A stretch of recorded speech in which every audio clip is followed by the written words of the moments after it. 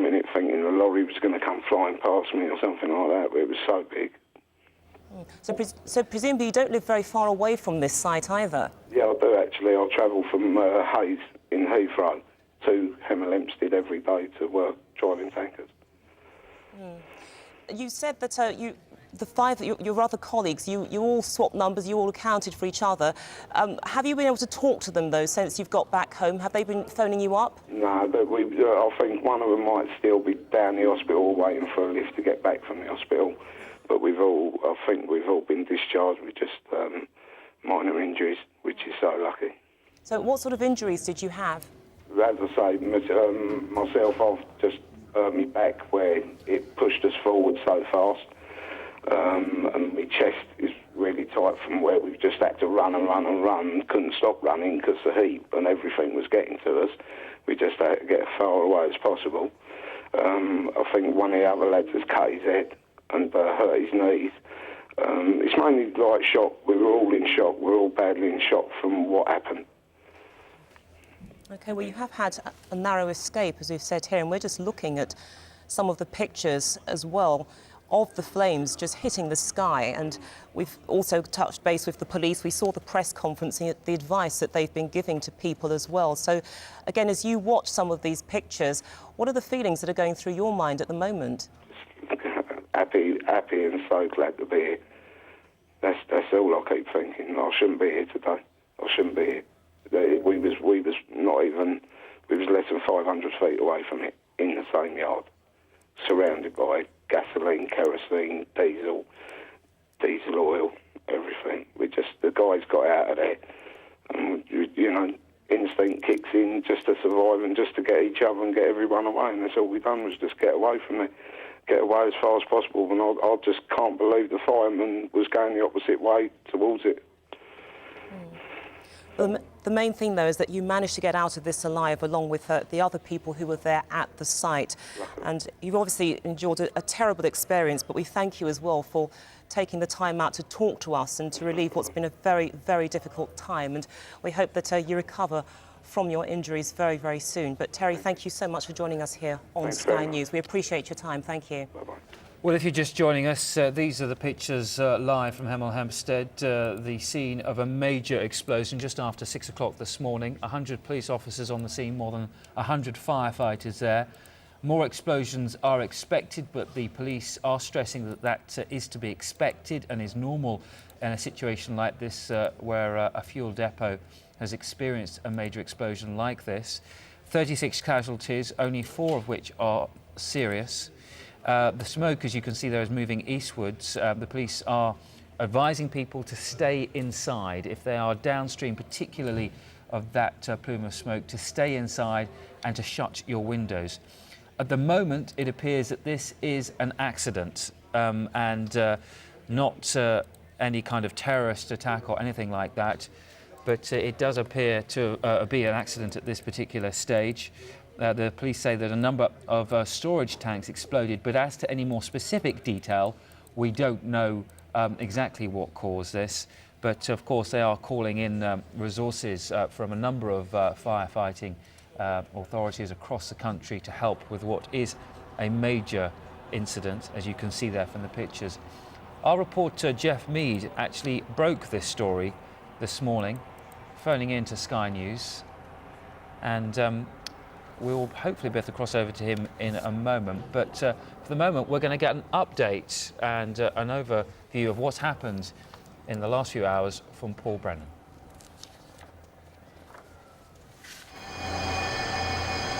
The blast was so loud it woke people more than 40 miles away. A huge explosion just after 6 a.m, sending flames hundreds of feet into the air and turning the clear winter sky black with smoke. Out of my daughter's bedroom, the flames were, which is right back over there, the flames are massive, and, we didn't know what was going on, thought it was a bomb or an aeroplane going down, or, we just didn't know. I was awake this morning when the explosion took place, and we live about 2 miles the other side of town. My office is actually by where the explosion is, and I was here early this morning, maybe 6:10, something like that, and it was just incredible. So there's a lot of damage to buildings, a lot of cladding that's blown off of the buildings, you know, the steel frames, and you know, the guys are saying, the DHL guy that was there just was saying that the building behind them has been flattened, which is probably about half a mile actually from where the terminal is. First reports of the blast were followed within minutes by extraordinary footage captured by Sky News viewers on their mobile phones and home video cameras.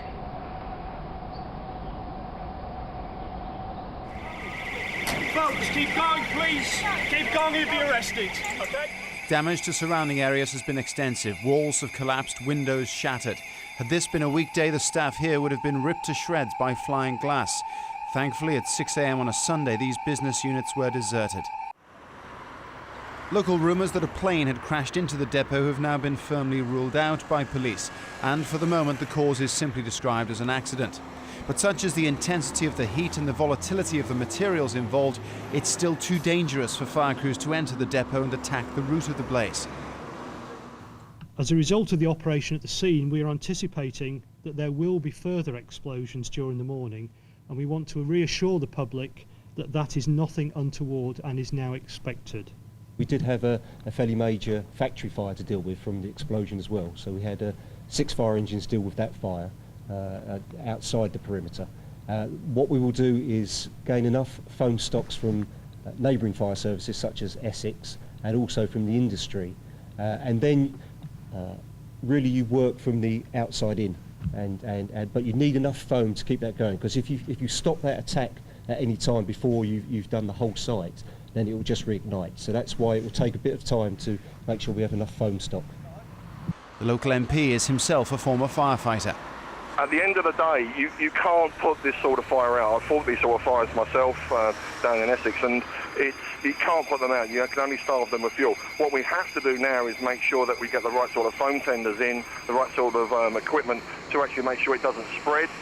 I understand the fire has spread initially to the warehousing close to it, but I understand that there's no risk now, they tell me, of further explosions, I hope, certainly not big explosions.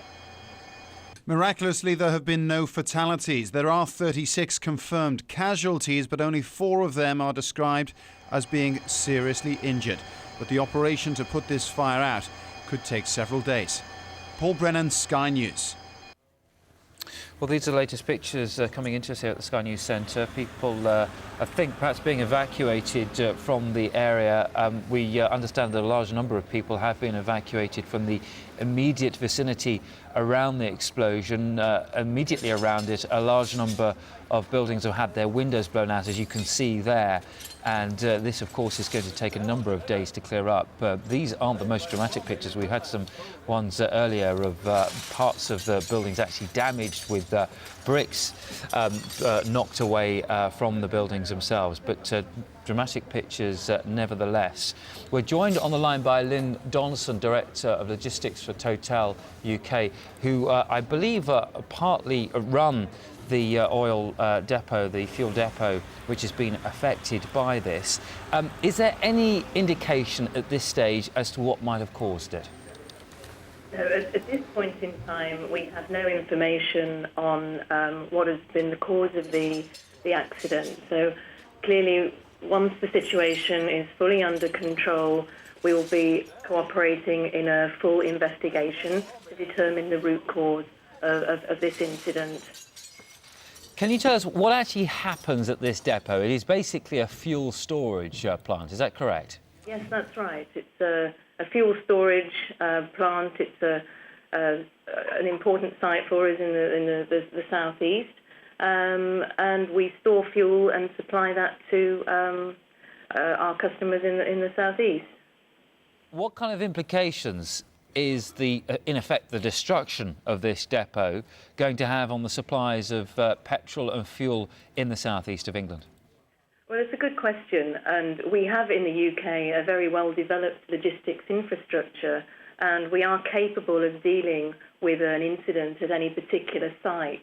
So there are other alternatives for providing fuel in the southeast, and we don't anticipate any major disruption to fuel supplies. We are capable as an industry, and we're liaising with our UK petroleum industry to ensure that there is a full support in in the wake of this incident. But presumably there could be some short-term problems, perhaps, with the supply of aviation fuel to aircraft. As I say, the logistics infrastructure is well developed, and there are plenty of logistics supplies into the airport. So while we do have a problem at Buncefield, our other plans, our emergency plans, are in place with the industry to ensure supplies are maintained. The police have indicated that they think this is an accident, that this isn't some kind of terrorist attack. I realise that you say you can't say what caused it, but why do you think the police might be ruling out the possibility of a terrorist attack and pointing towards an accident so early on? I think that it's very difficult to say at this point in time exactly what the root cause is, and I think it would be unwise to speculate that it was either one thing or another. We need to get the situation under control and conduct the investigation, and that is really what our priorities will be once the situation has calmed down. We mentioned there that it is a major depot for the southeast of England. My understanding is that up to 400 tankers, petrol tankers, a day would pass through there on a 24/7 basis. Is that correct? It is an important site. It's a large oil terminal, and a large number of oil tankers pass through that. But as I said, it's one depot, one terminal amongst a number of terminals in the southeast, and while it's an important site, it's part of an overall logistics infrastructure that can support this incident. We mentioned earlier the fact that this happened very early in the morning, and that in a way has been a blessing because of the considerable amount of damage which has been caused to surrounding buildings, not least the depot itself. Do you have any idea, I know it's a 24/7 operation, but do you have any idea of how many people would actually be on site at that time of day? In the early part of the day, there would have been only a small number of people on site, so some drivers and one or two people running the terminal. So it is a very, there is a low number of people on site, fortunately, at that time in the morning. Lynn Donaldson from Total, thank you very much indeed for joining us. Well, some new lines developing with this story all the time as it continues to emerge. And we're hearing that apparently the Petrol Industry Association, they have been talking to the DTI about the impact of this fire. It occurred just after 6 o'clock this morning. You can see there that the blaze initially, this bright orange orb rising into the sky, panicking people who feared that there had been some sort of an attack. But it now seems that this was caused by an accident, although the police are continuing to investigate. But in the meantime, the main priority is to bring this blaze under control and to stop it spreading. But these are the main events so far on this Sunday, and a key oil depot near Hemel Hempstead is in flames, as you can see from these pictures, after being rocked by 3 huge explosions which occurred just after 6 o'clock this morning. Now, earlier police said that 36 people had been injured, 4 of them seriously. Many of the buildings were damaged by the blasts, which have now been treated as an accident. The first blast was heard up to 40 miles away, while nearby residents said they were woken by a loud boom as their houses shook. 2 other explosions were heard 20 minutes later. What we're bringing to you now are the latest pictures we have from the scene. Live pictures as police are continuing to evacuate nearby residents from their homes. But the intensity of the flames means that firefighters will have to wait before they can actually approach the centre of the blast. They say that the blaze itself is now under control, but they have warned there could be more explosions, but they have stressed that there is nothing unusual about this, that it's in keeping with the current situation. But these are the latest live pictures we have from that site at Hemel Hempstead. Well, the Defence Secretary, Dr. John Reid, told Sky News the armed forces are on standby to help with the fire, but that so far it doesn't look as if their assistance will be necessary. Well, as far as we're aware, on the police advice, this is still regarded as an accident, Adam. Obviously, everything that is being done, everything that can be done is being done. I understand, and I fully understand why you might have to nip over quickly to a press conference. The police will be releasing further details of that. The armed forces, as ever, are on standby if necessary, but we've received no request for such assistance at the moment. So I think at this stage we leave it with the police to get on and the emergency agencies to get on with the job, which they always carry out so professionally. Well, live now to Hemel Hempstead and Sky's Jeff Mead, the reporter who broke this story. I believe that you were woken up, Jeff, by the sound of the explosion going off. What did you think had happened? Well, I mean, like many people I've been speaking to here at Leverstock Green on the outskirts of Hemel Hempstead, about a mile from the Buncefield depot, we thought it was a plane crash. There was this roar in the night and then this huge explosion. The roar, I think, from what we subsequently know, may have been the ignition of whatever started that catastrophic fire, and then the first and the loudest of a series of 3 or 4 explosions that all came within the first 15 minutes. Now, it's interesting, we were just hearing from Hertfordshire Police there that people should be expecting and aware of the risk of further explosions. In the last couple of minutes, we have heard another explosion from Buncefield behind me in the distance, so a good reason why we can't get any closer to it than this.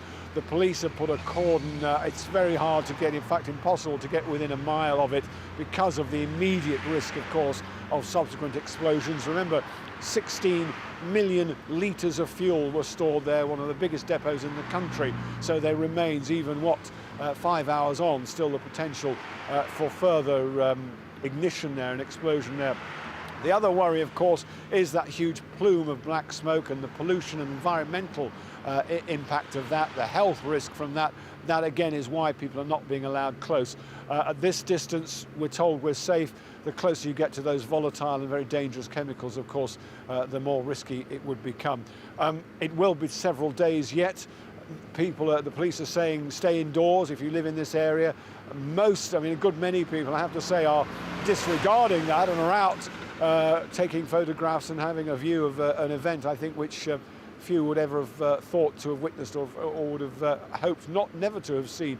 A woman I spoke to very early this morning, she said, I drive past that depot every day and I've often wondered, what if? Well, we now know what if. The fortunate thing is, of course, that because of the time of day it was, just after 6 o'clock this morning, very low number of casualties, we're told by the police, no loss of life, some 30-odd people in hospital injured, and of those only 4 in hospital. Another interesting little snippet is we've heard the first fist fight breaking out at a filling station in Hertford. Not far from here, there apparently was a punch-up at the pumps as motorists quarrelled over what they think this catastrophe will make a very precious commodity. But again, the urging from the police and from the petroleum supply industry is there is no need to panic. This will not necessarily cause an immediate shortage of supply. Jeff, we know that a number of people have been evacuated from their homes. Any indication as to where they've been taken? Well, initially, those who were taken from the 2 hotels very close to this depot, because it is a sort of light industrial trading estate, so there are a couple of business hotels there. The guests from those hotels are all evacuated safely without any incident or injury. They were taken to a nearby leisure park, not far away, where there is things like a cinema and ice rink where they could have been at least kept warm and sheltered. As to people who have been taken from their own homes, I'm not aware whether there is any specific provision for them to be housed. They have been taken to places like village halls just to shelter temporarily, and the hope is, of course, that by nightfall this cloud will have dispersed enough. The fire certainly won't be out. The fire service say it could be days before it burns itself out, but at least that the pollution risk will have subsided enough to allow people back into their own addresses. Jeff, you touched on it a moment ago, that huge plume of smoke rising up behind you, obviously having an awful implication and effect on the air quality in the area. Yes, you can smell fuel, you can smell that distinct and unpleasant oily smell all around. You perhaps don't get a sense of it, of course, because it's still it's a clear, bright day here, but you're aware of it all the time, and you can taste it as well. If you're close up, you taste it on your lips, and it really does get quite unpleasant the closer you get to it, which of course explains why the police are strictly enforcing that 1 mile cordon. Jeff Mead, thank you very much indeed for that. We will, of course, return to you throughout the morning. Well, these are the latest live pictures that we have there from the scene at Hemel Hempstead. The police were alerted to this at 6:05 in the morning, where a number of people phoned into the call centres and said that they had heard an explosion. Some people assumed that there had been a bomb or that a plane had crashed onto this site.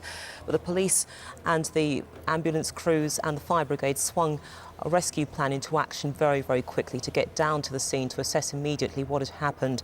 Now, yes, an investigation will be ongoing to ascertain what caused this, but the police are clear at this stage, certainly, that this blast was the result of an accident, not sabotage. And they've been very quick to stress this in the press conference, which occurred around 10 o'clock this morning. It was a press conference where the police commented, as did the fire brigade, and they actually filled us in on the plan that they have in mind to bring this fire under control. They said that they would actually be replenishing their foam stocks coming through from Essex and other nearby brigades. But the key thing was to contain this, to stop it spreading. They also warned that there would be other explosions, although not of the same magnitude of this. But they have also stated that this is quite normal given the current situation.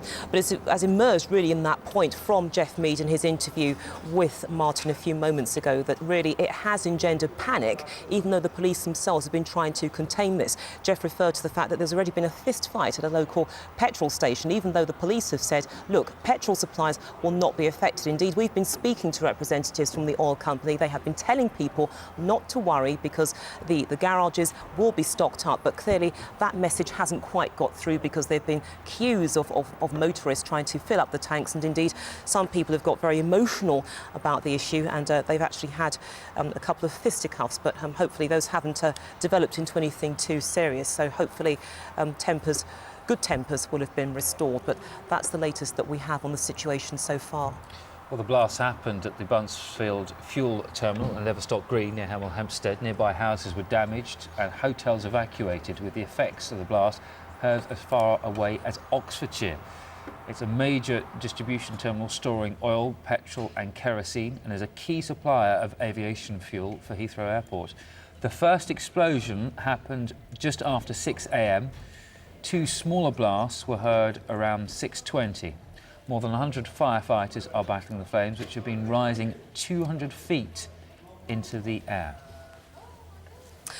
Well, Roger Young has been with us in the studio throughout the morning. He is a member of the Institute of Civil Defence and Disaster Studies. He's also a former officer from the Thames Valley Police, and he's been putting his expert eye over the events as they've been unfolding. And we've been looking at the history of this site and also the geography. Very important here because it's about 3 miles from Hemel Hempstead town centre. And again, this underscores the fact that it happened so early in the morning, just after 6 o'clock, when most people would have been asleep, the town centre virtually empty. And one can only imagine what could have happened had this occurred any other time of day, or indeed any day of the week, any other day. Yeah, there are some crucial sites around that area, particularly the M1, which runs right next door to it, particularly the huge industrial area that sits all the way around that site. Now, I know that area, and I've known it since I was a child, and that was an old oil storage depot which has grown and developed as the market has grown and developed, as has Hemel Hempstead, as has the motorway infrastructure, as has the industrial area.